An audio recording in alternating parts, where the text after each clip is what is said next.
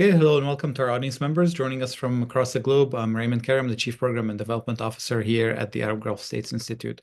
We're happy to have you all with us today for this program as we take a deep dive into recent developments in Syria and what they mean for the country itself, the region, and U.S. policy. We have an excellent panel of experts with us. I'll introduce them very briefly here and add a link to their full bios in the chat with you all. First, I'd like to welcome Elizabeth Dent. She's a senior fellow at the Washington Institute, where she focuses on U.S. foreign and defense policy toward the Gulf states, Iraq, and Syria. She was previously the director for the Gulf and Arabian Peninsula in the Office of the Secretary of Defense. Her other roles included serving as a special advisor to the Assistant Secretary of Defense for International Security Affairs, where she primarily worked on the Russian invasion of Ukraine, as well as serving as the Pentagon lead for the Global Coalition to Defeat ISIS. Also, warm welcome to Ibrahim Hamidi. He's a Syrian journalist and the executive editor of Majalla, a current affairs magazine focused on the Arab world, and a senior diplomatic editor for Syrian affairs at Sharq al-Awsat, a pan-Arab newspaper based in London. He is one of the founders of Salon Syria, a website to train Syrian journalists and promote freedom of expression. Previously, he was the Damascus bureau chief of the Arab daily newspaper Al-Hayat for 22 years and contributes to several other international media outlets and think tanks. Last but not least is Ambassador William Roebuck, the executive vice president of AGSI. He most recently served as a deputy special envoy to the Global Coalition to Defeat ISIS and a senior advisor to the special representative for Syria engagement. He served as the U.S. ambassador to Bahrain from 2015 to 2017. Moderating the session is Hussein Ibish, senior resident scholar here at AGSI. He is a weekly columnist for The National, a former columnist for Bloomberg, and a regular contributor to The Atlantic and The Daily Beast. And with that, Hussein, over to you. Oh, thank you very much, Raymond. It's a great pleasure to welcome everybody to another AGSI webinar. Very exciting one on Syria. First of all, I'd like to apologize for my appearance. I had a nasty fall a week ago, and so I look like this, but please ignore that.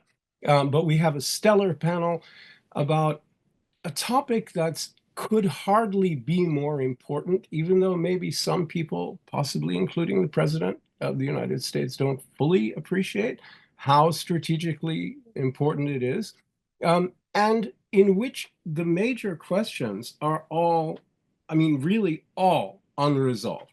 Everything is up in the air in Syria, and this is the biggest challenge in kind of trying to understand where we are and get a grip on the situation in Syria and its implications for the region, for the Gulf states, for the United States, is we don't know exactly where things are and where they're going. However, we have a fantastic panel here to help us with that, and I'm going to dive right in. And I'm going to begin with Ibrahim, because Ibrahim has recently been to Syria and spoken with senior officials, and he's, I think, in the best position of anybody here by miles to give us a sense of where things are in Syria today, post-Assad, but with the new order very much not gelled yet, even in Damascus, let alone throughout the country. So let me just ask you what your impressions were, talking to senior officials, seeing what you saw, etc. I've spoken to a lot of other people, so I'd like to run some of that by you later, but let's begin with your impressions. Thank you so much, Hussein. Thank you for having me for this panel. It's great to see everybody. And I'll try to give you my assessment. As you said, yes, I was in Damascus last month. I spent 10 days.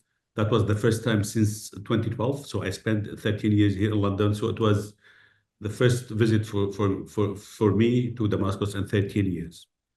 I mean, we just need to go back to like 2 months earlier. I was lucky to be with my dear friend William Roebuck in Al-Manama when the whole story started, when Assad regime collapsed. I mean, the starting point is that what happened is it was unbelievable.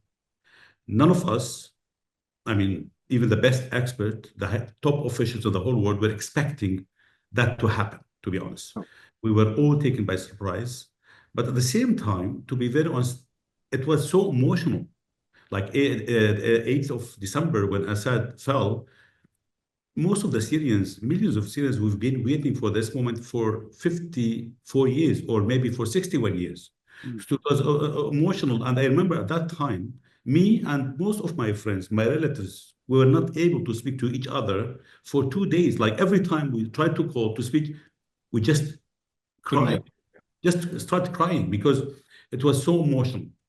Then, like, to move forward, I mean, then we decided, like, okay, we have to go. We would like to go to see this, our beloved city, Damascus, after like 13 years. We went through Beirut, Beirut, then through the Syrian-Lebanese border to Damascus. We spent 10 days. Almost I met with everyone. I met top officials in the new government, like in the military department, like the Minister of Defense, top military officials, some people in the government. My impression, to be honest, like just to make it very short, I mean, my impression is that even them, of course, they were prepared to start the fight, the offensive on 27th of November, and then to topple Assad on 8th of December. But at the same time, even them, they were not ready for that moment. You could tell that they were like they're trying to understand how they would rule Damascus. Don't forget, I mean, they've been ruling, all of them. They've been ruling Idlib.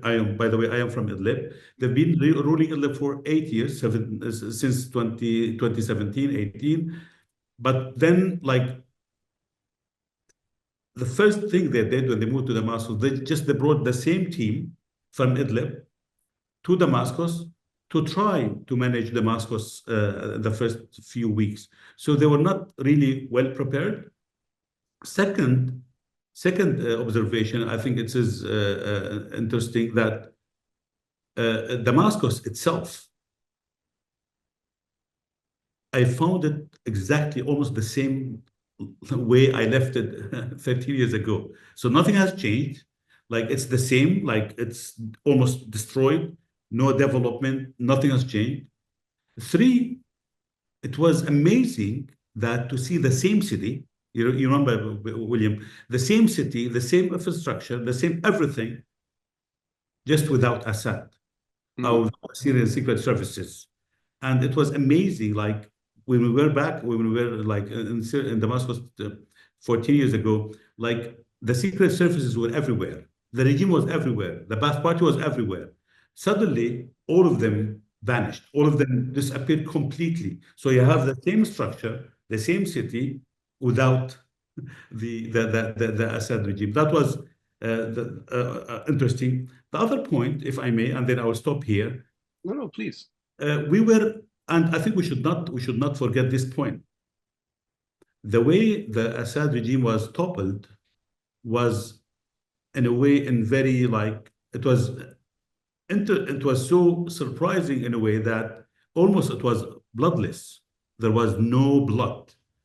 Almost like 11 days for the whole fight.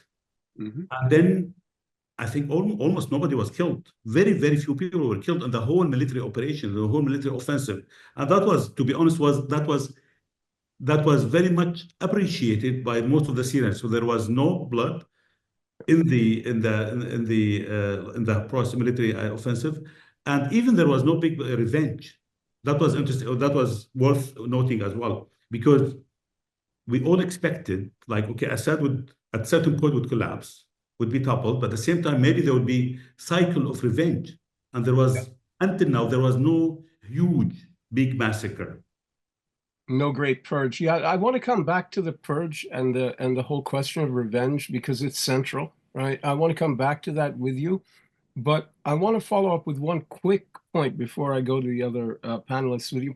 My impression at the time was that the offensive that the HTS and the SNA cooked up in October and were then held off until November by the Turks was really an offensive to take back Aleppo. And that was their main goal. And they were shocked that it just fell, and then Homs and Hama and everything just fell. And then, well, why not go to Damascus? But that's maybe one of the reasons why they weren't prepared, that they really did not conceptualize this as a battle for the country, but a battle to go back into Aleppo. Do you think this is right, or I think Hussein, absolutely right. Definitely. I mean, even them, like when I met the top leaders, of course, they prepared for this fight for 4 or 5 years. Sure. But even them, they did not expect that the regime to fall quickly and smoothly. Now, I think the big question is why.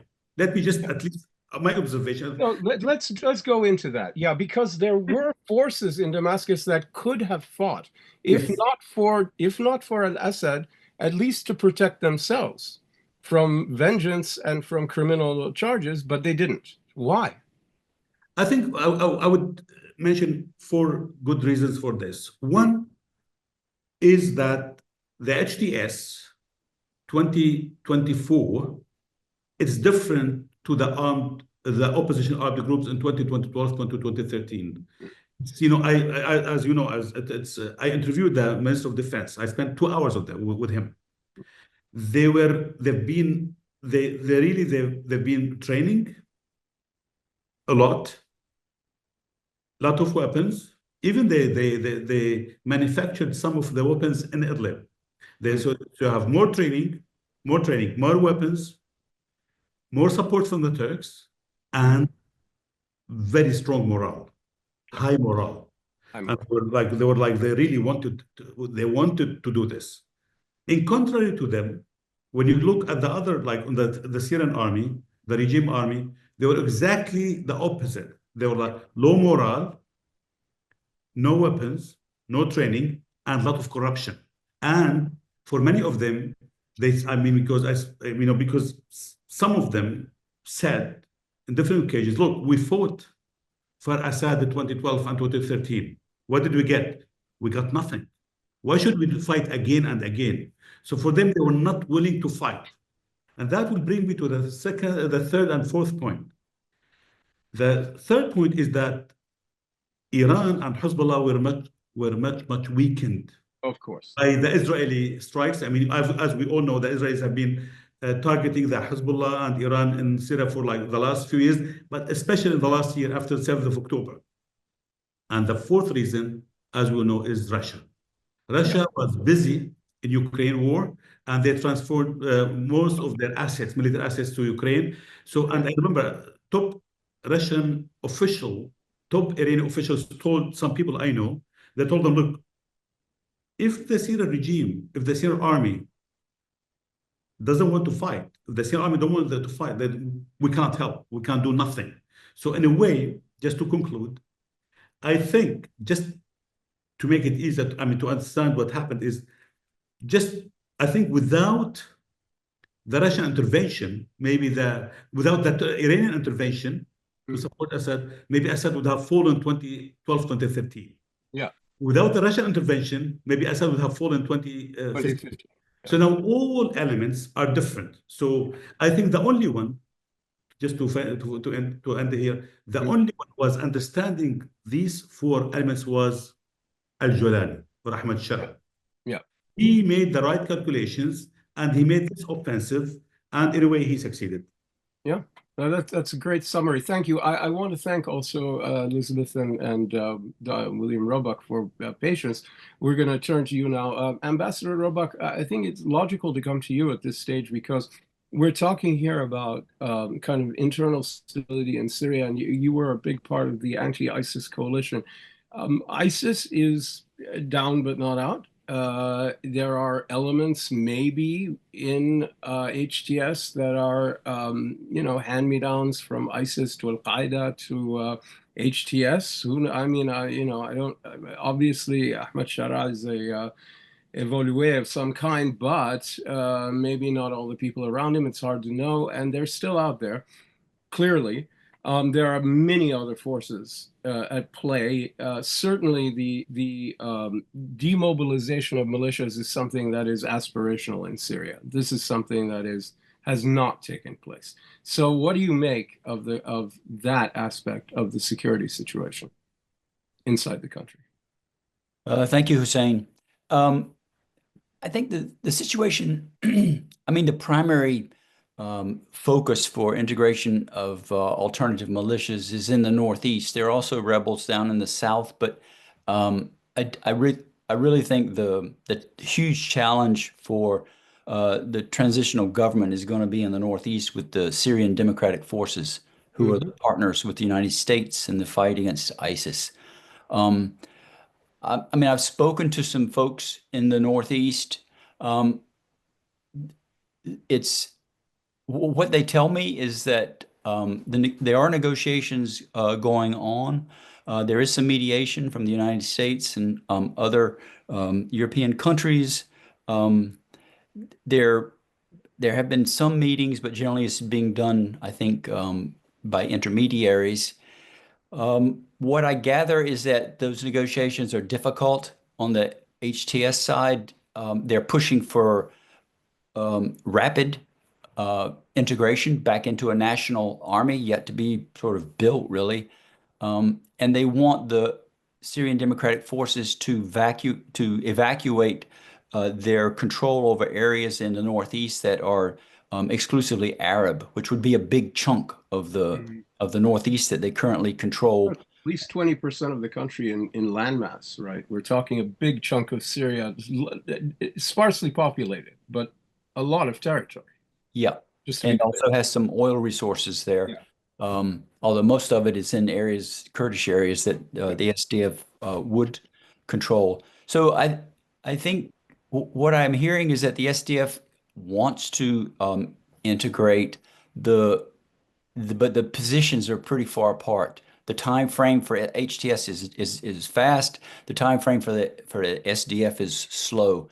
The other big point is that HTS wants the SDF to reintegrate in 1,000 sort of little bubbles of individual soldiers and commanders.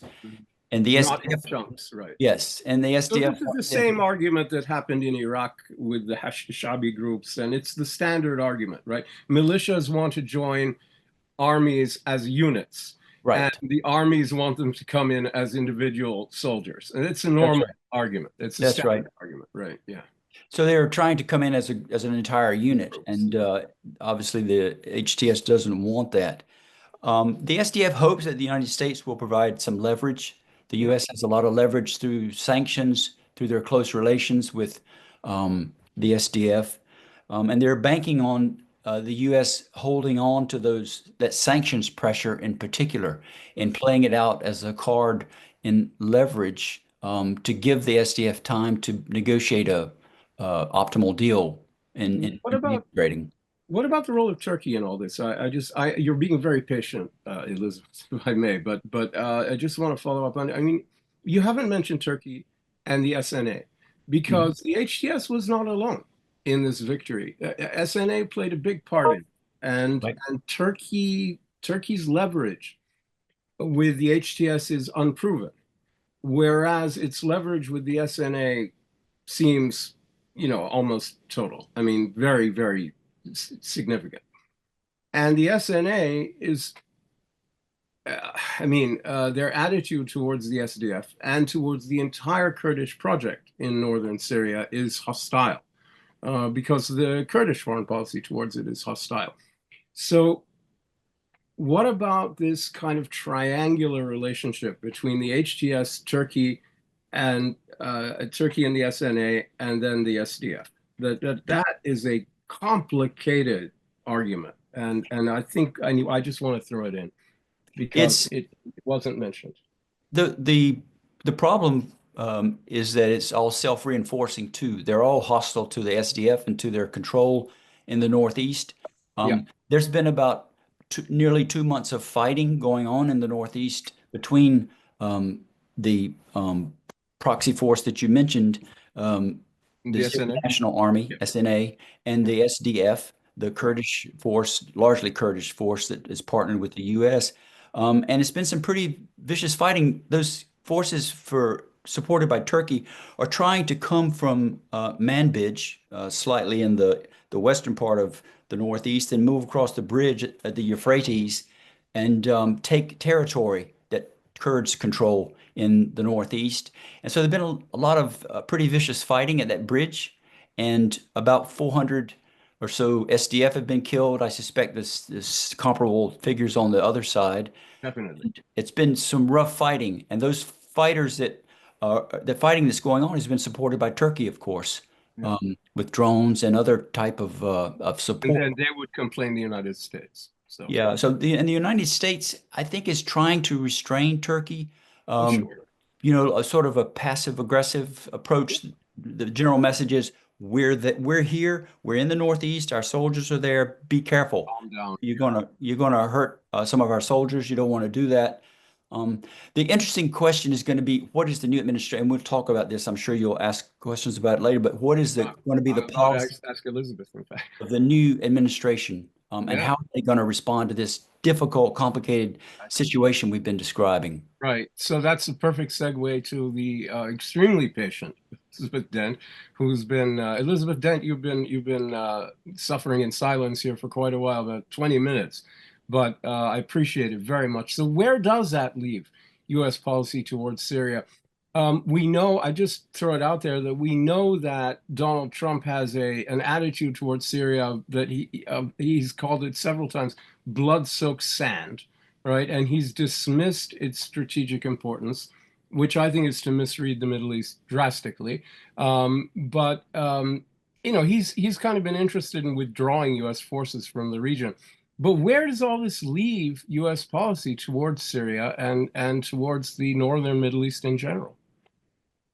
Yeah, like you mentioned, it's no secret that Trump wants to leave. I mean, he announced it, I think, 3 times in his first term. Again, we're only 2 weeks into his administration, and we can't really get a great gauge. We don't have a lot of the personnel within the State Department or the Defense Department in place quite yet who are going to be running policy point on Syria. So I think we're sort of in a wait and see moment. The irony is, of course, that there is this opportunity for U.S. troops to depart in a better place now than there was ever before. So I think as long as the Trump administration can focus on securing some U.S. interests, obviously the primary of those will be the ensuring that there's no resurgence of ISIS, then he could get his wish of departing and leaving Syria in a good place. So obviously, I personally believe that the Trump administration should maintain that military presence in the interim and utilize a lot of the pragmatic, diplomatic, economic, as we've already mentioned, and some messaging efforts to help accompany a lot of these military activities. I think you guys have seen that the airstrikes that the U.S. government, U.S. military in coordination with the Syrian Democratic Forces have increased pretty drastically since the regime fell, because there were a lot of ISIS elements in regime-held territory that the U.S. now is able to strike, which is good news for us. But, you know, there's a lot of areas that have yet to be addressed, including what the Trump policy will actually be towards the new Syrian government, but also how Trump will approach Turkey and how he will approach the Syrian Democratic Forces in that conflict. So I think right now the U.S. really needs to focus on those relationships and ensuring that we are supporting diplomatic initiatives and facilitating dialogue between all parties. And I have not seen that occur yet. I know from the mill-to-mill perspective, and Bill would know more about this than me, but from the mill-to-mill perspective, those conversations are obviously happening between CENTCOM and the SDF. The question is, how involved will they actually be? Yeah, I mean, I want to make a quick pitch for the importance, the crucial importance of keeping the garrison at a Tanf manned. It sits on the N2 highway right after the crossing between Syria and Iraq. This is the main highway between Baghdad and Damascus. So what this means is, this is the hinge of the entire northern Middle East. On one side is the eastern Middle East, Iraq and Iran. On the other side is the western Middle East, which would be Syria, Lebanon, Jordan, Palestine, Israel. And it comes together at that point, exactly at that point. Logistically, in terms of at least ground transportation, that's where you can fold it all up like a pancake in half. We took it, the United States took it from ISIS in 2014 and kept it from Iran since then. Now, Iran is greatly weakened, ISIS is greatly weakened, but to leave it now strikes me as opening a free-for-all, because a lot of people understand how strategically crucial that little point is, because that's the only big highway that goes across the northern Middle East. I don't know. I'm just making that point as an observation, as a cri de coeur. It's a bugaboo of mine. Ibrahim, I'd like to ask you to react to anything and everything that you've heard so far, and then I want to ask you another question. Yes, I mean, Elizabeth and Bill know more than me, but just to add to what they said, I mean, today is important, as we all know that the new interim Syrian president is in Turkey. He just arrived to Turkey, so he's going to meet.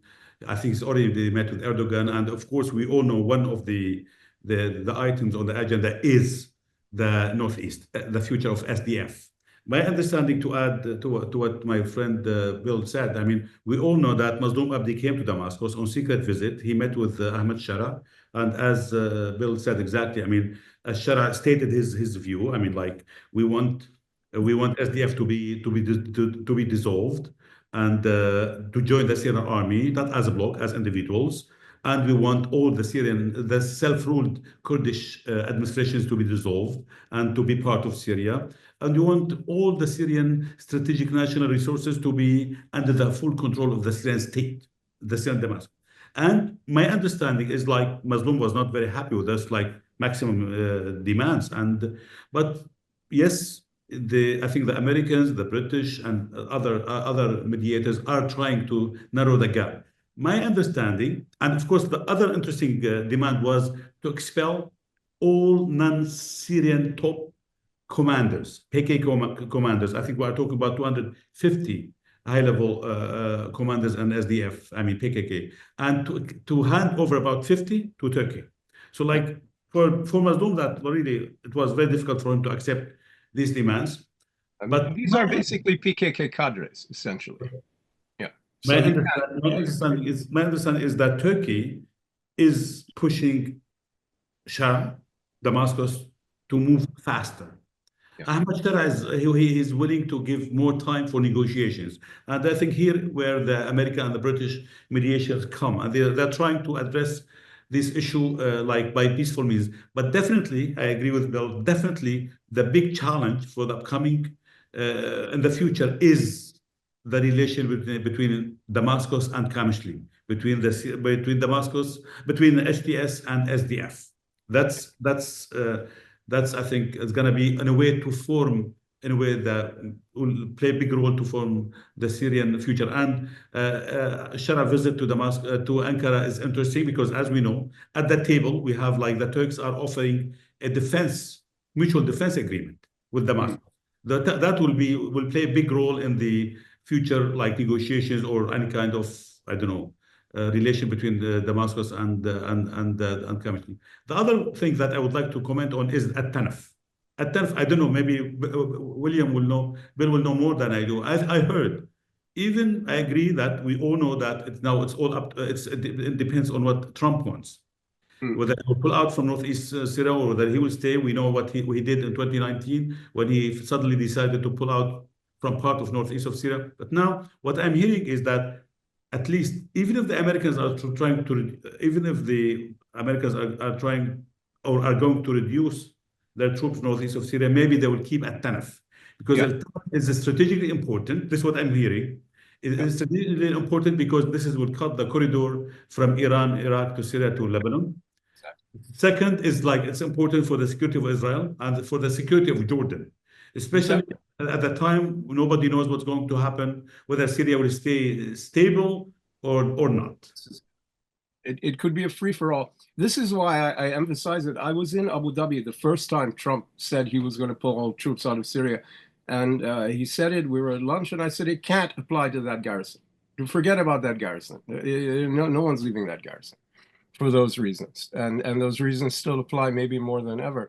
Let me ask you this. I mean, I want to come back to Turkey a little later, but I do want to ask you, Ibrahim, before going back to the other panelists, about other potential sources of fragmentation within Syria, because we've been focused very heavily so far on the question of the Kurds and the SNA, the Turkish role, etc., the influence of Turkey, etc., and the tension between Damascus and Rojava, this independent Kurdish area in the north. But there are other potential fissures. There is the potential, if Alawites feel terrified, they might try to create an independent redoubt. If not around Latakia, at least around Tartus, something like this. They could do it in combination with Russia. You could see the Druze creating their own little area, much smaller, but they're heavily armed and they are refusing to give up their arms so far. No, they won't even discuss it, I hear. And then you've got this expanded Israeli zone around the Golan Heights that the Israelis are obviously intending to keep forever and ever, amen. So there are these other, and I have just mentioned a few. So there are these other potential areas that if the state does not begin to reintegrate and begins to fragment more, it can fragment the way Iraq fragmented, or the way Libya has fragmented, not in two, but into a jigsaw. Really, I mean, it looks like two on a map, but it's not two, it's a jigsaw. So this is kind of the nightmare scenario for Syria, is it not? Can you talk about all of this? Of course, this is a big question, to be honest. This is a big question. And a lot of people, of course, we all remember what happened in Iraq. In Iraq, we know that the Americans intervened and toppled Saddam in 2003. And then you had, at a certain point, you had about 150,000 American soldiers. Iraq was very rich. Iran was there supporting the new regime in Iraq. Iran was there supporting the new regime in Iraq. But at the same time, that actually did not lead for stability in Iraq. We saw like years of instability. So now, a lot of people, some people are saying, look, even if Iraq, with all these good elements, I mean, they were not able to guarantee stability. What about Syria? I mean, Syria is very poor under sanctions, US, European, UK sanctions. No full support from any guarantor, like you don't have like 150,000 from Turkey or from any other state. And you have a lot of armed forces in Syria. So some people are saying that it's going to be very difficult to keep Syria intact, to keep Syria stable. Because of that, this is interesting. I think because of this analysis, because of this concern, now most of Arab countries plus Turkey are giving the new government in Damascus full support and enough time, and they're trying to give like sort of umbrella to the new government in Damascus to try to address the big questions we have in the country. As we all know, just in 2 months, now it's been almost less than 2 months, we had the Emir of Qatar in Damascus. The new Syrian president visited Saudi Arabia, and he's today in Turkey. So which means like he has this regional umbrella, and in addition to it, most of the European lead foreign ministers, top Western officials visit Damascus and gave him this support. And I think the Syrian foreign minister is going to tour in Europe soon. I think because of this fear that maybe because there are huge challenges, big challenges ahead of Syria. So they are trying to give all support needed for the current government to try to address those big questions to prevent any collapse. And one last point, which is even Russia. Even the Putin sent his envoy to Damascus last week, and they are showing interest to preserve the stability in Syria and to keep their military assets in Tartus. And as long as they get that, as long as they can get that. The only big question, actually, the big question is where Iran is there. As we know, that the big loser out of the defeat of Hezbollah in Lebanon and the collapse of Assad in Damascus in Syria is Iran. So how Iran is going to act? Can they play big role to spoil the game in Syria? I think that remains to be seen. So this is the same discussion I had with a very famous Middle East correspondent yesterday, and I was making the case you're making, and he said, oh no, but what about Israel? And I said, no, even Israel would like a stable Syria if they can keep the chunks they've held. He didn't agree, but what do you think about that? I think the Israelis are a chaotic Syria does not help Israel. It's threat. Of course, we all know what Israel did, like between 8th and the 13th, 15th of December. They always destroyed. They destroyed all the Syrian strategic assets. Sure. Everything. But in Syria now, without any air force, without any like missile system. No missile defense. Yeah. Nothing, zero. I mean, now Syria is like, this is A. Yeah. And then B, they did, as you know, like they occupied, they advanced in certain parts on south of Syria. Three, what was interesting, actually, even when I interviewed the Minister of Defense and all top officials in Damascus now, all of them, they say, look, we don't want new wars. We don't want, we have enough at our plate. We have a lot of challenges to address domestically and regionally. And now we are not really interested to have any kind of war with Israel. And so far, as you know, so far, yes, we have this new government, and it's been 2 months. Until now, we did not see any like statement, like saying that we want war with Israel, or we did not see any military activity in the south of Syria. All of the until now, the government of Damascus, they're saying, look, we are going to use all diplomatic means. We will talk to our friends to try to address this issue through diplomatic means with Israel. Yeah, no, it's fascinating. So that Elizabeth Dent, I want to turn to you and ask you about the sanctions, because Ibrahim mentioned the sanctions as a major impediment to strengthen unified Syria and the recovery of Syria. Where do we stand on the sanctions as far as you can tell? Americans. Right. Yeah, no, of course. So obviously most of the sanctions are still in place. On January 6th, I believe the United States eased some of those, including allowing certain transactions that included some of the energy sales. So that allowed, for example, Turkey and Qatar to send electricity generating ships to help boost some of the energy supplies, which they were previously receiving from Russia and Iran. And then I think in the final hours of his administration, Biden issued a waiver for the Foreign Assistance Act. Trump has yet to revoke either of those provisions. So for right now, that remains the policy.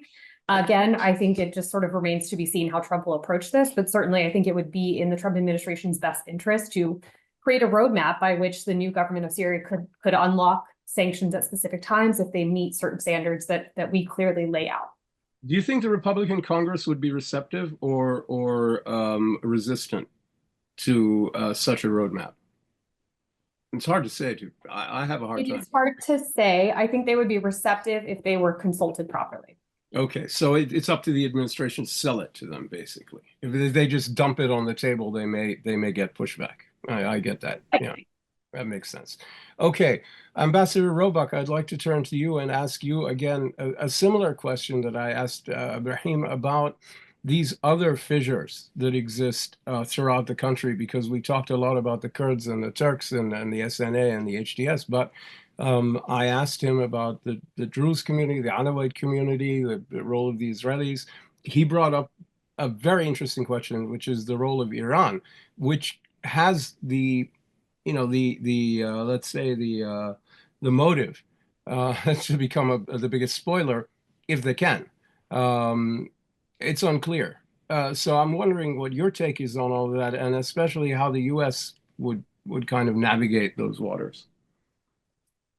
So my sense right now is that the transitional government has been quite adroit with their diplomacy. They've shored up strong relations with Saudi Arabia.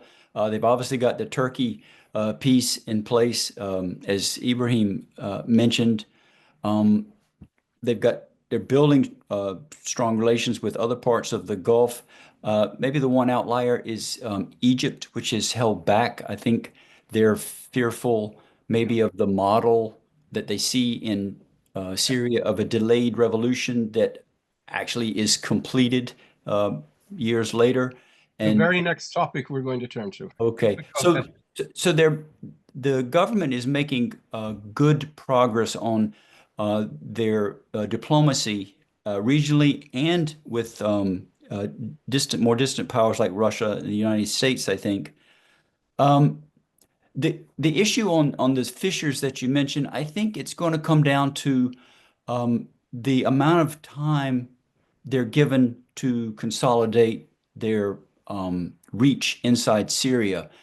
If outside powers don't intervene and support some of these groups that you're talking about, I don't think they are capable themselves of creating the kind of havoc that occurred in Iraq for various reasons. The SDF, for example, is very reliant on the relationship with the United States. If the United States left, they would be completely vulnerable to being overpowered by Turkey and Turkish-supported forces in the Northeast. So I think the SDF is not in a position to launch the kind of fissure-causing action that you are talking about. And I don't think in the South or in the Alawite territories, right now at least, this could happen either without some sort of significant outside intervention. Yeah. And as both of you have mentioned, for now they've bought themselves a lot of goodwill and time. And as long as they can maintain that, I think they can march along the path towards stability in Syria. The big question is going to come internally is, what are their intentions? What are they going to do with their timeline? Are they a credible caretaker, or are they just using an extended timeline for elections and for drafting a new constitution to consolidate and entrench their own power? Yeah, I think that's the question. And then, Ibrahim, comes the question of their intentions politically, socially, ideologically. Because what you have here is something very unusual, which is the victory of a Sunni nationalist jihadist revolutionary group in HTS. This is very rare. We had Shia groups like this triumphant before. And now we have two examples of that, really, in a way, the Taliban, but certainly HTS is a more pertinent example of a kind of back to the future for so-called jihadists, for so-called people who come out of the Salafist jihadist milieu, going back to the kind of post-Afghanistan but pre-Bin Laden era of nationalist jihadism like you had in Algeria or what have you. It's very similar. Now the question is, are they going to try to impose the kind of system that they had in Idlib, which was really restrictive socially in Damascus, where it's not going to fly very easily and very well? They haven't tried to do it so far. Will they try that? Are they, in other words, are they ideologically driven and just waiting to consolidate their power?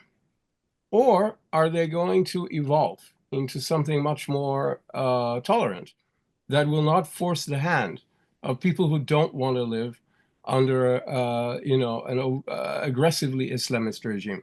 That's the first question. The second question, I'm going to separate your answers. The second question is going to have to do with the influence on other people outside of Syria. But let's begin with internally in Syria. What's your impression about the way this is likely to go? As I told you, I am from Idlib. Yeah. So I have a lot of friends, relatives still live there. I'm not, to be honest, I'm not very much practicing Islam, so I'm not a conservative or religious person, but I have a lot of friends, relatives still live there. I think point number one is that HTS has really been through a huge transformation.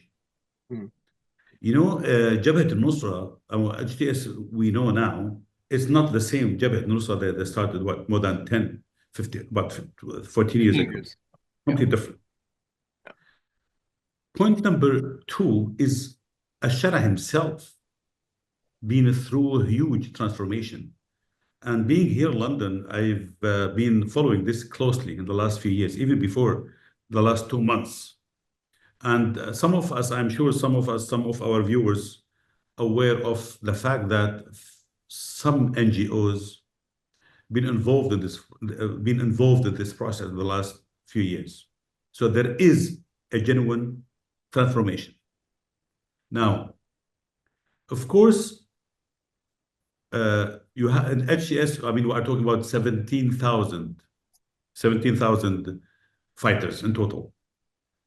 Of course, you have within this group, they are not the same color. You have different grades of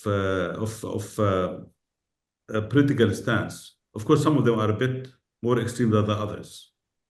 But what is interesting is that so far he is the ultimate leader, and all of them follow him, and they show full respect to him.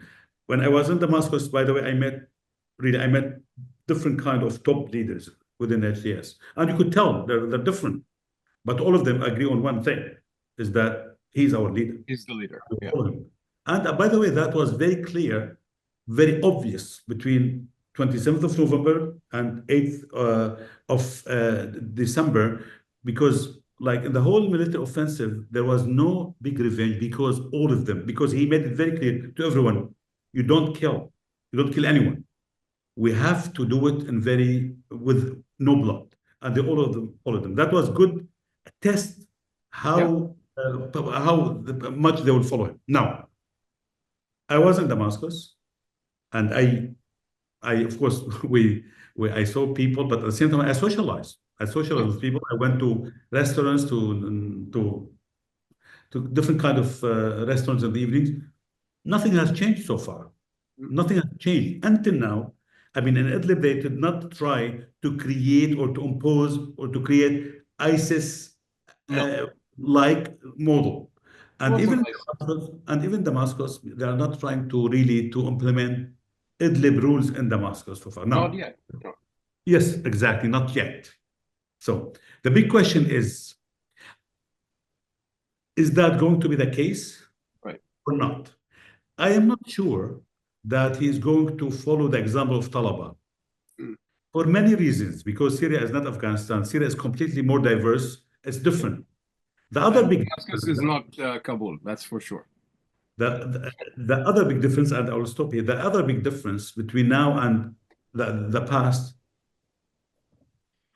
now the whole region is going the other way around. Yeah. I mean, the whole other Arab Islamic countries are going to are going to into a different direction where they are opening up more, they are becoming more open, less religious, less Islamist. So I'm not sure that he's going to copy Taliban model in Syria, and definitely you can tell that he will push as much as possible to try to keep Syria as it is. Yeah, my guess is that if he was going to try, you do it in the first 7 to 10 days. You don't wait around for weeks and months and months and months and then pull it out. Then your chances of success are much less. You have to do it with, boom, shock and awe. That's it, right now. That works. Just slowly rolling it out in a place like Damascus is not gonna work very well. Anyway, I wanted to ask you, I want to remind everybody who's watching that the Q&A function is open for you to ask your questions. We have a couple of interesting ones. But before we go on, I want to follow up with Ibrahim for a minute and the patience of our other panelists to ask you about the outside world, because there is a concern. Bill mentioned the Egyptians. Obviously, they are very concerned about this, but I think there is one of the reasons that there are many reasons, but one of the reasons why there's so much of a wide berth from regional actors to try to help the new Syria coalesce and thrive and unify and revive, even under the HTS, is that there is a fear that the HTS could be a model for other revolutionaries, for other jihadist groups, nationalistic jihadist groups around the region. And this is a concern. And I'm wondering if you hear anything about this, if they're thinking about this in Syria at all, or if you see any sign that there are people coming from various other countries to kind of smell the sweet scent of success, and take notes and go home. I think one of the calculation now is that, okay, let's assume that, okay, you isolate HTS and then you don't give them time and you don't support them. What is the alternative? Okay, the alternative is that Syria will be more fragmented, much more fragmented, because I think there's big difference between Syria and Egypt and Tunisia is that when Mubarak, was toppled, ousted, and then you had a new leader, or when Zain al-Abidine Bali of Tunisia fled the country, the army in two cases remained intact. So you could easily have a new leader, but I mean, the whole nation would be... The state was there. The leader was gone, but the state... The army, the security services are there. Yeah. In Syria case, which is very unique, I mean, the army and the security services vanished. I mean, just disappeared. Went off, yeah. I think that is part of the calculation now. Even if you don't like HTS or al-Sham, then you need to give them support, because this is the only game in town. This is the only viable partner now, because the other option is much worse than now. It's chaos, right? The alternative is chaos. Syria will be more fragmented, and Syria will pose more threat to the regional neighborhood. No, I think that's right. So let me turn to Ambassador Roebuck for a second and ask, from Lawrence Silverman wants to know, how important is the attention and active engagement of Gulf states in the future course of the Syrian government? Does the Gulf understand their political influence? I'll answer the second question. Yes, they do. But how about the first part, Ambassador Roebuck? Clearly, I think the Gulf has a big role to play in Syria. They understand that. I think they're assessing now.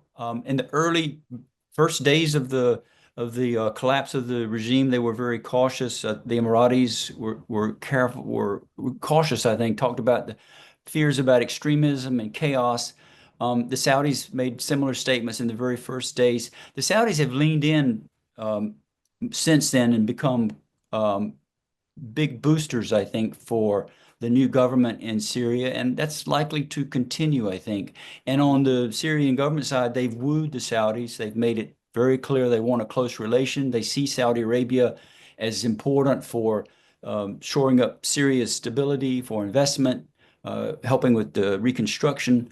So I think the Gulf is going to play a big role. I think, the Emirates still have maybe a ways to go to get comfortable with a role that they would play perhaps in reconstruction. It's asking a lot of them to be comfortable with HTS. They're allergic to that type of Islamist control. The big obstacle in getting the Gulf more involved, I think, in reconstruction is going to be U.S. sanctions, U.S. and EU. Liz talked about the sanctions that are still in place, and they're mammoth. It's not just a few sanctions here and there. The United States has been layering sanctions on Syria since 1979. Yeah. And most recently, just at the end of the Biden administration, they renewed the Caesar sanctions, which were some of the most draconian sanctions preventing investment or reconstruction assistance going into Syria. And they're good for another 5 years. So there's this huge layering of sanctions. So regardless of what the Gulf countries want to do, it's going to be tough to do very much of it without extensive sanctions relief.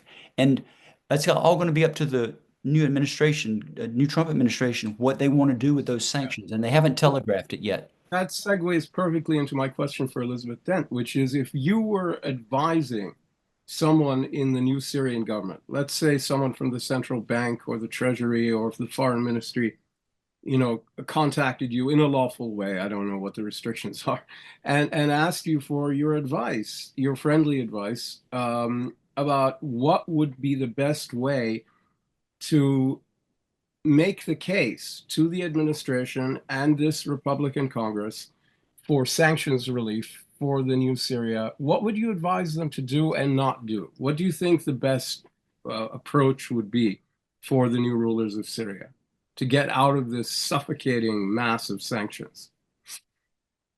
Just to add on very briefly to Ambassador Roebuck's comments on the Gulf, I'll also note that, again, the new Syrian foreign ministers, his first 3 visits were to Gulf countries. I think the GCC has made it very clear that they see engagement with this new Syrian government as being critical to the security of the region. And I think that the Syrian government has shown that they see the Gulf as being critical to their security as well. Yeah. In terms of what I would advise the Syrian government to do,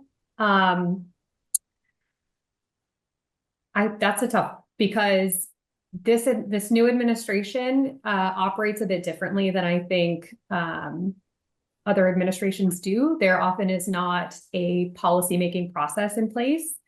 So I think what would be helpful would be to find some way to get through to Trump. Again, a lot of his advisors who are going to lead Syria policy are not in place yet.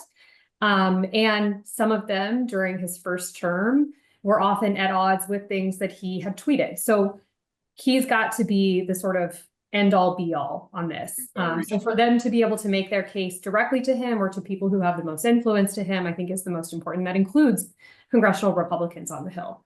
Yeah.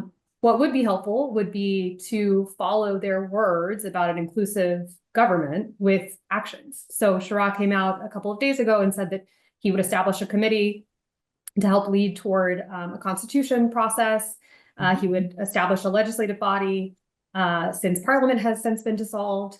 All of that is good and well. Getting those announcements out sooner rather than later will be helpful to showing that his actions match his words, and ensuring that there is representation of all Syrians on these committees as part of this transition will be really key. So Kurds, Druze, Alawites, Syriac Christians, all of those people will be important to ensure that they're included in this process. Show you're inclusive and tolerant, right? Yeah. So I mean, but let's. I mean, I don't mean to be facetious. I'm seriously not trying to be facetious here. This is I'm not kidding. Should they just start naming things after Donald Trump? Should they just start slapping his name on stuff and putting up statues of him and just like, I mean, he does seem to respond to that kind of stuff. I'm not being facetious here. Would that be a ridiculous ploy? I don't know. It doesn't strike me as the dumbest thing ever. I don't think well, gosh, it's hard to say that. I don't think it would be a ridiculous ploy. But you'll recall, and maybe Ibrahim would recall more, that there were elements of some of the Syrian opposition who were able to catch him dining at the Trump Hotel back during his first term. Yeah. And then he made a series of announcements on Syria. So it's funny that it's things like that do actually appeal to him and get through to him. So does the business stuff. So potentially if the Syrian government were to engage with the Trump administration, they're bringing forward a lot of economic proposals, things like that. He's a transactional guy. Nice, juicy real estate deals for Trump Inc. Yeah. I mean, okay, so let's move on from that. Could I make one point on this? I think also both of you. On the sanctions, I think the Gulf countries are going to have a voice. They obviously have access to President Trump. The Saudis, the Qataris have both made strong pitches that the sanctions should be lifted. So that's one route I think that the Syrians are going to try to play on the sanctions is to work through the Gulf countries that are friendly to them. The other argument that might be effective with President Trump is maybe cuts the other way, which is that the sanctions are your leverage for shaping what happens in Syria. If you have views about it, you're the deal maker.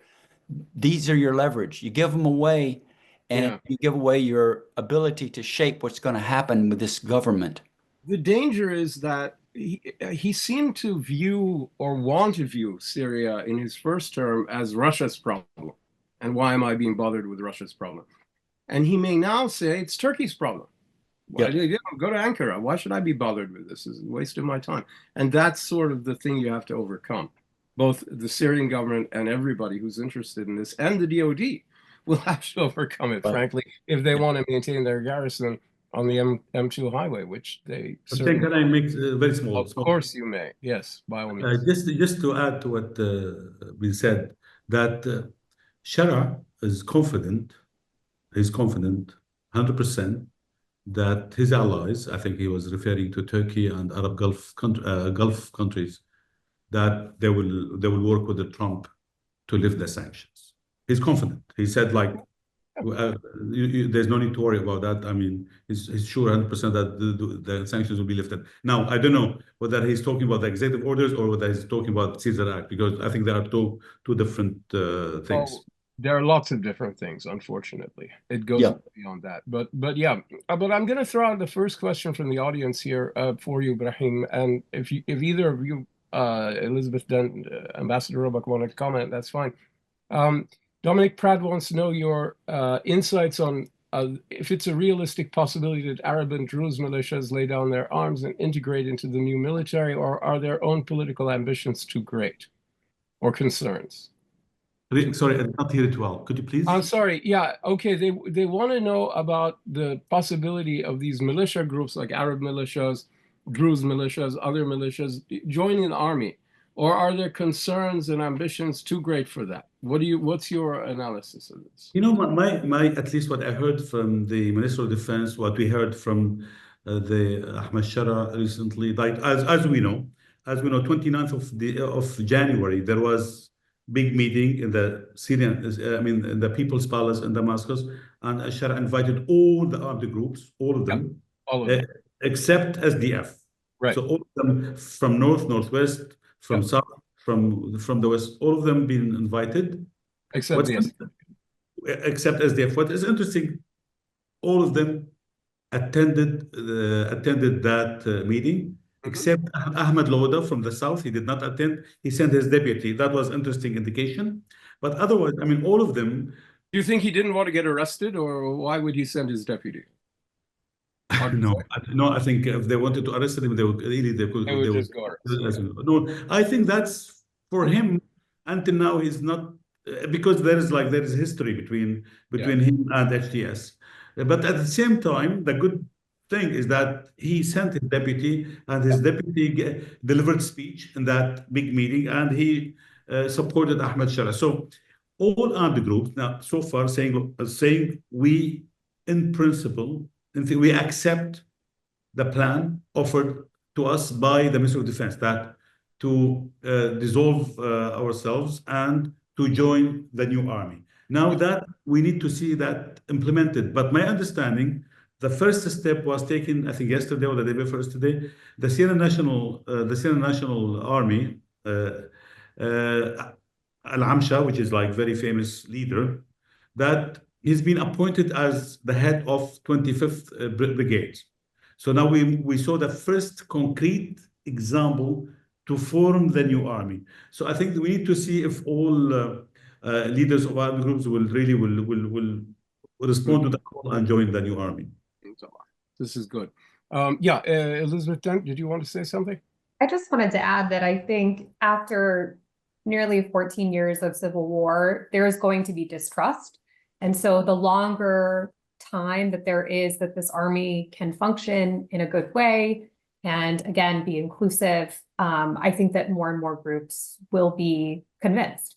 But at the moment, given the propaganda that the Assad regime put out, and given that a lot of these groups have had internal fighting, that distrust I think is very raw. And so I do think it will take some time.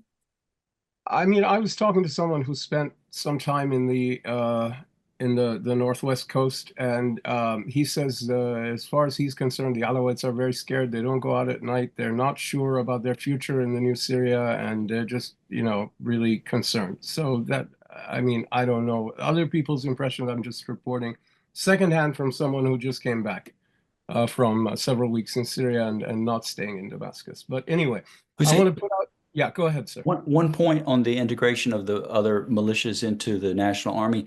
I think it'll also be interesting to see how HTS, the transitional government, conducts itself.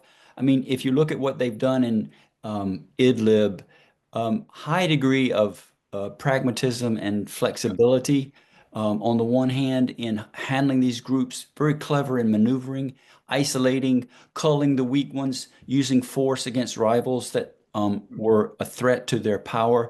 And I suspect you're going to see some of these techniques used in a way that will proceed a bit to isolate groups and to get one by one, get them into the national fold. The big problem is going to be with the SDF up in the There was a degree of ruthlessness in the way they ruled in Idlib that we have not seen yet in the national rule. So with that, we'll see, right? Yep. There's a question for you, which is Ambassador Roebuck, and for everybody, but I'm going to throw it to Ambassador Roebuck. How big is the threat of another insurgence of ISIS, and how has it reacted, adapted to the new realities in Syria? It's a good question in my view. I don't know, but you might. I think they're going to continue as a sort of rear guard movement. Most of their forces, as I understand, are out in remote desert areas, Badia Desert. I don't think that they're strong enough to really reconstitute. At least that's my assessment, what I've heard from people right now, but they're going to continue to be a threat in isolated ways.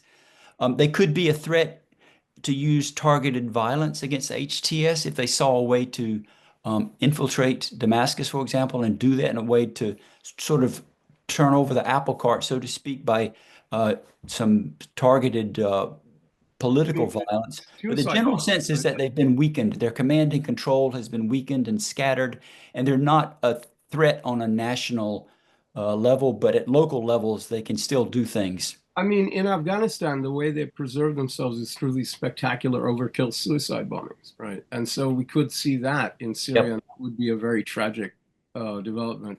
Anyway, I wonder if either Ibrahim or Elizabeth Dent have any thoughts about this question of ISIS, the future of Daesh in HTS Syria. Elizabeth, go ahead. I was going to let you go first, but thank you. I'll just say that I think it's contingent upon a couple of different factors, including this situation with the SDF. If the SDF are pulled away from the prisons where they are guarding a lot of ISIS prisoners, obviously that is a catastrophe waiting to happen. So again, I think we have to be very focused on keeping those folks in place, coming up with a sustainable solution, repatriating where we can. And that is all, of course, ongoing. There's also the displaced persons camps, which the SDF and others are also guarding and taking care of. So again, those two factors are going to play into this very heavily. As Ambassador Roebuck mentioned, ISIS has, of course, been degraded. The question will be whether or not the US will maintain some sort of operational capability to be able to strike if there are threats that can emanate outside of Syria. I think that remains to be seen at this moment in time. But of course, there are different ways that it could resurge. Thank you for bringing up the displaced persons camp. That's a really important point, a really important vulnerability that U.S. withdrawal from Syria, from northeast Syria, could put in great jeopardy. So thank you for mentioning that. It should not have gone unmentioned, and it might have. Ibrahim, go ahead. No, I mean, one point is, I think it's important to remember that Julani or Ahmed Shara or HTS, they, I mean, some of them told me, I mean, they said, look, fighting ISIS or jihadists is our game. They did it in Idlib, and I think they mentioned, some of them mentioned to me that they killed 180 top jihadi leaders in Idlib. And they eliminated the Hurras al-Din and Jund al-Islam, like the more radical groups of jihadists.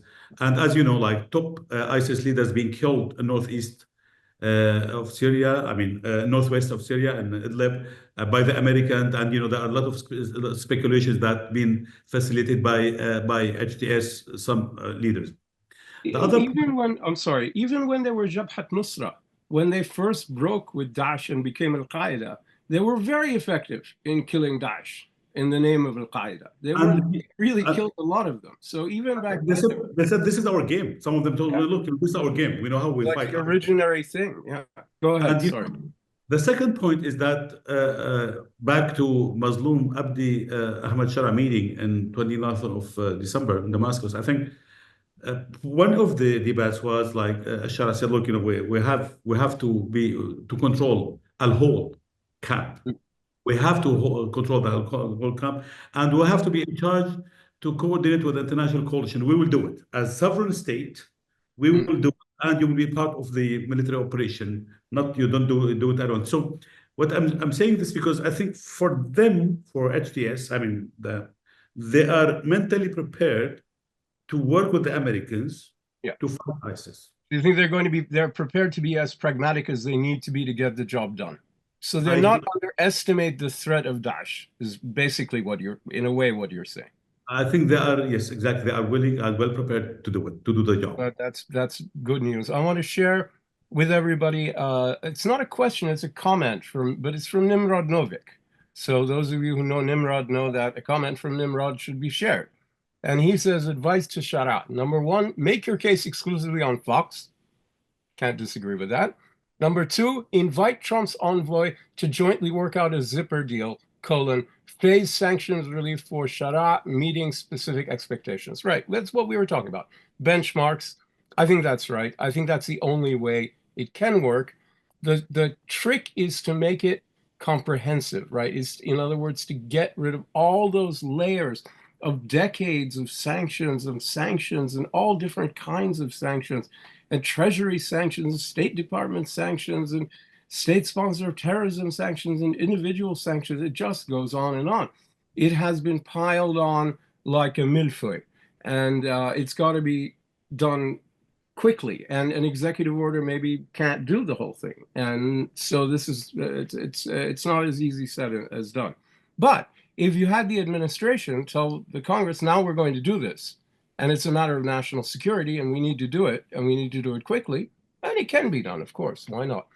I'm going to throw a question open to the whole group, because I don't know which of you, if any, and I certainly can't answer this, can address this question, but an anonymous person wants to know, what are the energy plans of Turkey or other relevant players in Syria? I want to know about the energy question in Syria, which to me doesn't seem like a huge deal, but I could be wrong about that. I mean, it was the argument that the DOD used with Trump to get him to keep half of the forces back in the first term, was the oil. I don't know, it was a really weird exchange, but it worked. So other than that, I'm having a hard time grasping the strategic significance of energy here, unless it's energy infrastructure like pipelines. But please go ahead, Ambassador. The one thing I would say on the energy piece is that I mentioned it earlier on, that the SDF controls most of the oil producing parts of Syria. And obviously that's a bone of contention for Turkey, which doesn't want that to be like that, and for HTS, the transitional government, as well.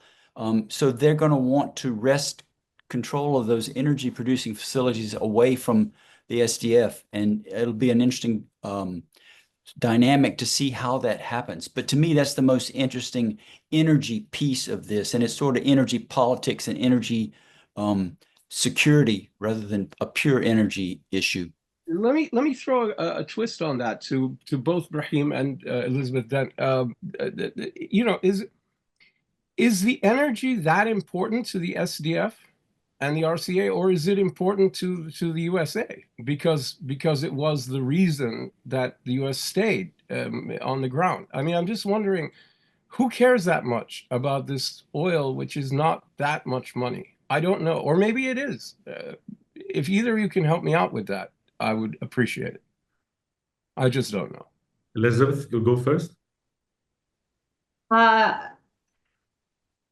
It's a little difficult to tell. I think, of course, it's important leverage for the SDF to have, especially in its negotiations with the new Syrian government, and as it was with the previous Syrian government. Right. Hard you play. Yes, and in terms of whether or not it's important for the United States, I don't expect the United States to be, you know, attempting to take oil from Syria. It's not a lot, as you mentioned. So I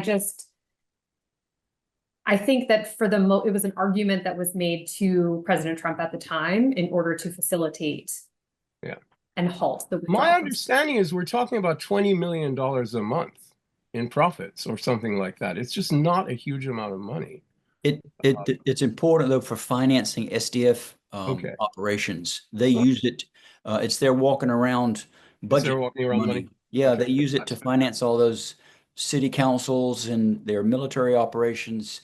So for them, it's a lot of money, and in that neighborhood, it constitutes influence and power. Okay, Ibrahim, you were going to say. I think yes, I agree. I mean, yes, it is. It's not huge. I mean, I think we're talking about 80,000 barrels a day, which is very. I mean, not much. And as Bill said, yes, we're talking about what, 15, 20, 25 million US dollars a month. Yes, it is not much, but I think the potential huge is there. But what I'm hearing, like I know some oil company or energy companies now already going to Damascus, trying to check if they can really invest. Because if they really invest, if they say if oil and gas under the full control of the Syrian government and the sanctions are lifted, then we are talking about 400,000 or 500,000 barrels a day, which is not Oh, that's much. real money. Yeah. So yes, I agree with Elizabeth. It was used with the Trump as pretext to convince him to keep the American U.S. troops, and it's been used as leverage to prevent Assad regime from having resources. But if we are talking about new Syria and about definitely this is really is going to be important because we are talking about 400, 500,000 barrels a day. Yeah. No, that's very interesting. Thank you for that. I've another question. We're running low on time, but if anybody does have more questions, you can drop them in the Q&A. We'll be happy to address them. Marianne Lanza asks, there are many reasons for Sisi to keep a low profile in contacts with Syria. Dependence on big yearly military finance aid from the US. Another one is Egyptian linkage to Israel-US free trade agreement. That makes it possible for duty-free market access for half of the Egyptian exports to the US. So then the question becomes, are these really the factors holding the Egyptians back so much? And do the Egyptians matter that much? I mean, in the past they have, but right now they're sort of half in and half out as a regional player. They're kind of, they have the potential to be influential, but a lot of times they don't exercise it. So what do we expect them to do with regard to the new Syria? And if anybody wants to jump in, I imagine Ibrahim has some thoughts about Egyptian-Syrian relations, which have always been fraught and tricky. Where do they stand now? I think the Egyptian position was a bit hesitant at the beginning, and I'm sure we all know that Cairo was almost maybe the last Arab big capital to connect with Damascus after the collapse of Assad regime. I mean, for different reasons, but I'm sure we all are aware of that reasons. But what I heard today is that actually, now Egyptians are really reassessing their position. And maybe soon there will be meeting between the Syrian foreign minister, Assad Shibani, and the Egyptian foreign minister. Will be meeting at on the margin of one conference, maybe in Paris, because there will be big conference on Syria on 13th of February. So, but at least my understanding is that now the Egyptians are a bit moving slowly to open some channels with Damascus. Yeah, no, that makes sense. I'm wondering if either of you other panelists have any thoughts on Egypt and its role here. I don't. I mean, I think I said my piece on Egypt earlier, and I agree with Ibrahim that they basically have been hesitant so far, fearful of the model that is in Syria with the aborted revolution that is eventually being completed. And there have also been fighters in HTS who are of Egyptian origin who have said very harsh things about Sisi that have angered the Egyptians. I'd like to maybe put on the table, Hussein, if we have time, just if we can go back, maybe if we have time to talk about the Russian angle. Yeah, I was going to talk about the Russians and the demand for the Russians to turn over al-Assad and all of his wealth. I was going to bring that up. Elizabeth was pointing out in the internal chat that we hadn't talked about that. So yeah, let's go for it. Go ahead, Ambassador Roebuck, and then we'll go to a couple of points. I mean, I think the Russians are going to negotiate very hard, and they have been, to keep the bases. I think HTS, the transitional government, has been cagey about how they're going to approach that. They have mentioned how important that strategic relation has been in the past and continues to be for Syria, especially training and equipping the military in years past. I suspect they're going to ask for the return of Bashar al-Assad. They already did. Yeah, and so it's going to be a big question for Russia. You know, are they willing? Because they're going to take a real hit in their reputation if they turn him back over to Syria. They got tremendous prestige in the Gulf world and elsewhere for intervening so decisively in 2015, and they would be given. They would sort of the collapse of their influence with the collapse of Assad has already hurt their reputation. Turning him back over would really be the death knell, I think, of Russian prestige in the Middle East for what they've been able to do in the last 7 or 8 years since they intervened. I don't know. I don't know what the Syrian government's going to do in terms of. Frankly, I can't imagine it. And the one other point I would mention is Russia is in Syria widely hated and despised for the role that they played in shoring up the Assad regime, maybe even more than the Iranians, because of the brutality of that air power that was used against civilians. Yeah. And their role in dumping chemical weapons on civilians and bombing civilians, and just the sheer ruthlessness of the Russian air power. But when Assad fell, it was the Iranian embassy and not the Russian embassy that was ransacked and trashed. Good point. This hesitancy about Russia, because Russia is very deep in Syria. It's a lot of Russians intermarried in Syria, a lot of Russian money in Syria, a lot of Russian-Syrian connections that I think are complex. Elizabeth Dent, did you want to say something about this whole nexus about Russia, Assad, and the new Syria? Yeah, I mean, obviously the new Syrian government has been in discussions with Moscow already. They've had a delegation. We saw, I think, in the days right after Assad fell, that the Free Syrian flag was flown over the Syrian embassy there. So I think it's a possibility. It would help Russia rebuild trust with Syrians to hand over Assad, but again, would degrade trust of Russia with other countries. But I think the critical thing is whether or not Assad will face trial for his war crimes and human rights abuses. And that is obviously a little bit more complicated, especially if Russia doesn't hand him over. But the International Criminal Court, which is where we would expect something like this to occur, doesn't technically have jurisdiction over Syria because it's not a part of the court's treaty, the Treaty of Rome. The new government could technically go ahead and announce that it's joining the ICC, and I think that they could potentially have retroactive jurisdiction. I'm not a lawyer, so I'm not exactly sure, but that's a complicated argument to make. But certainly a possibility.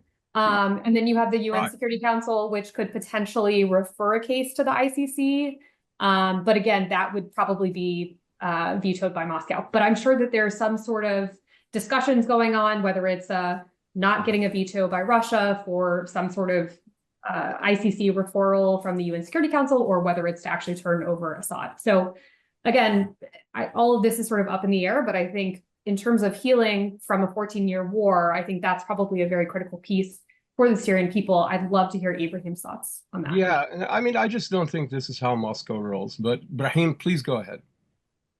Definitely, I am sure that Assad will make sure to live on the ground floor. I mean, I'm sure he doesn't want to live like on the third floor. Yes, on the third floor. I don't think, by the way, by the way, my understanding based on what I heard is that, yes, that was part of discussion between Bagdanov and the Syrian new government. Yes, they talked at length privately on the Russian military bases, on the potential of having Russian weapons to the new Syrian army, and on the Assad future, and on the Russian debts to Syria. Yes, I mean, they were talking about, like, they started the negotiations, and I think the negotiations will be resumed between Damascus and Moscow, and it was obvious that the way Damascus viewed Moscow is different from Damascus viewed Tehran. It's very, very obvious that, even Shara said it several times. He said it publicly. Look, we made sure that Russia is superpower. We dealt with them with dignity, with respect. So there was no humiliation for the Russian military bases in the coastal area of Syria. So I think the negotiations just started last week, and there will be more sessions of negotiations to come. And I'm sure Turkey and the Gulf states will play mediation role between Damascus and Moscow. But I'm quite certain, maybe I'm wrong, that Moscow is not going to hand Assad over to Damascus for several reasons. No way. I guess one day, maybe one day we will. I mean, he will commit suicide or he will fall from the 7th floor. Yeah, he might have one of those Car accident. cocktails. Yeah. Look, it's also the case that Russia intervened early on with air power and then stopped. All of a sudden, he stopped early on in the campaign when they went past Aleppo. Finished. No more Russian air power. And it seems to me there was some conversation with Ankara or whoever that Absolutely. look, just don't do this. You know, and maybe you'll get your you keep your bases for now and what have you. I don't know what they said, who said what to who, but they stopped. They could have kept going, but they didn't. So somebody said something to somebody, whatever it was. We're running low on time. So I'd like to ask each of you for final thoughts on where we go, the United States, the Gulf countries, and Syria. And I'll begin with you, Ambassador Roebuck, then Elizabeth Dent, and then finally Ibrahim Hamidi. I think it's going to be very interesting to see how the transitional government in Syria handles itself in terms of timelines for the future. Elections, a legislative council, a national dialogue summit. Are they going to extend these timelines so far out that they lose impact? Are they going to empower stakeholders and allow institutions to develop that will give these moves towards elections and institutions a way to build alternative power bases? Or is it just going to be essentially facades of procedures and things, but that the current government is going to consolidate and entrench itself, and in 3 or 4 or 5 years, when these processes fulfill themselves, it's too late and they're in and they're not going to share power? That's the big drama. Or is HTS going to be a credible caretaker? It's all TBD, I think, but it's going to be a very interesting transition to see that. No doubt. Elizabeth Dent, please. Closing thoughts. Sure. I'll just say from the U.S. perspective, obviously we are in a transition ourselves. I am hoping to see the Trump administration come out with some policy on how to approach this and to start to build those relationships that I think will be critical to helping the new Syrian government transition. We also have a great opportunity to leverage a lot of those strong Gulf relationships to help meld messages, secure some of our strategic interests, and then strengthen Gulf influence over the Iranian axis. So I think there's a great opportunity here. I would encourage pragmatism from all parties involved, including those on the ground in Syria. And I'm hoping for the best. Yeah, and there's also the strong U.S. relationship with Turkey. Despite all the bumps, it's still a NATO ally and, you know, long-standing friend. So can be leveraged as well very easily. So, yeah, I agree with you. I think there's no reason to be pessimistic about it. Why? Yeah. Ibrahim Hamidi, I'm going to give you the last word on this. Right. So it's thank you. It's you know, we have been hearing a lot from Syrian officials about the having inclusive government, and we've heard a lot of words about that. I think it's important to see some actions that are coming in the future.